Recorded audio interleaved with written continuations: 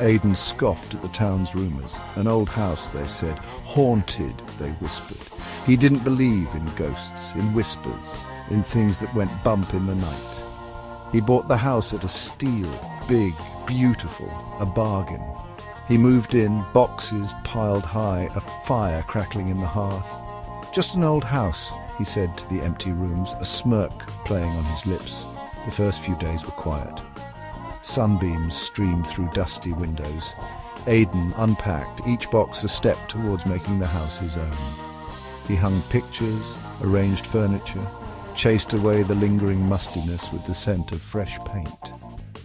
The house felt peaceful, serene, a far cry from the haunted stories whispered by the townsfolk. As the sun dipped below the horizon, shadows stretched long and thin. The old house creaked, settling into the cool embrace of night. Aidan, tired from the day's work, paid no mind. It was an old house after all, these sounds meant nothing.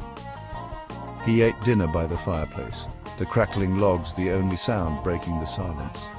Sleep came easily in the old house, dreams undisturbed. Days melted into weeks. Aidan fell into a routine, his life revolving around the old house. He woke, worked, ate, slept, a cycle as predictable as the sunrise. The silence of the house, once comforting, began to feel oppressive. The shadows, once dancing playfully in the firelight, now seemed to linger, to watch. One evening as Aidan sat reading, a floorboard creaked upstairs. He paused, listening intently. Silence. He dismissed it as an old house settling and returned to his book, but the silence was broken, now imbued with an unsettling awareness. He couldn't shake the feeling of being watched, of something unseen lurking just beyond his sight. His sleep became restless, plagued by strange dreams. The house, once a sanctuary, now felt oppressive. He found himself listening for every creak, every groan, every whisper of sound. The shadows seemed to twist, to take on menacing shapes in the periphery of his vision. A knot of unease tightened in his chest, a seed of doubt planted in his once firm skepticism. The whispers started subtly, a sigh on the wind, a rustling behind the walls. At first, Aidan dismissed them as tricks of the mind, the wind playing through the old house's bones, but the whispers persisted, growing bolder, more insistent.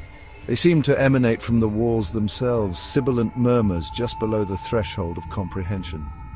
One night, lying in bed, Aidan heard a distinct whisper, clear as day, "Get out." His blood ran cold. He sat up, heart pounding, straining to hear over the sudden rush of blood in his ears. Silence. He lay back down, pulling the covers tight, trying to convince himself it was just his imagination. The whispers followed him from room to room, slithering through the walls, always just out of reach. They seemed to come from everywhere and nowhere at once, taunting him, mocking his disbelief. Fear, cold and clammy, began to grip him. Sleep offered no escape, his dreams plagued by whispering voices and shadowy figures. Section 4. Bones and Terror. Driven by a growing sense of dread, Aidan began to investigate. He tapped on walls, listening for hollow spaces, for any sign of something amiss. Behind a loose panel in the basement, he found it. Bones, human bones, old and brittle, hidden within the wall. The whispers intensified, a chorus of voices chanting his name, tinged with malice and glee. Panic welled up in his chest. Choking him, he stumbled back, tripping over a loose floorboard. As he fell, he saw it. A shape in the shadows, grotesque and skeletal, emerging from the wall, where the bones were hidden. Its eyes, two burning embers, fixed on him, filled with an ancient, hungry light. He scrambled back, pushing himself away from the creature, his mind reeling. The whispers were deafening now, a symphony of terror swirling around him. He stumbled to his feet, his only thought escape. He had to get out of the house, away from the thing in the walls. His skepticism was gone, replaced by a primal fear that clawed at the edges of his sanity. Section 5. The Thing in the Walls. Aidan ran, his breath catching in his throat, the whispers echoing behind him.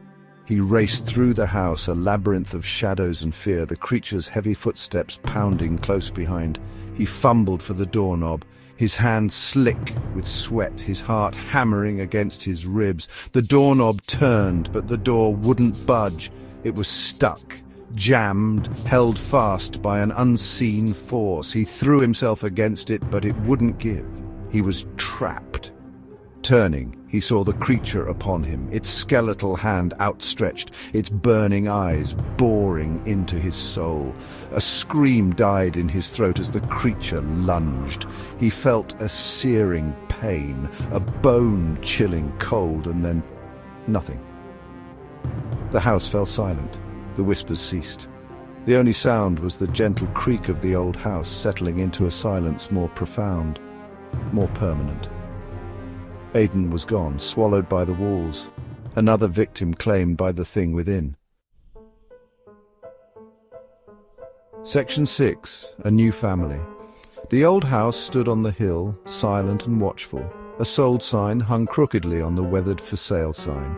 A young couple stood outside, their faces alight with the excitement of new beginnings. They were oblivious to the town's whispers, to the house's dark history. They saw only a beautiful old house, a steal at twice the price. "It's perfect," the woman said, her hand resting on her slightly rounded belly. "Our little family." The man smiled, wrapping his arm around her. They didn't notice the way the shadows seemed to deepen around them, or the faint whisper that snaked through the air. Welcome home. The cycle had begun anew.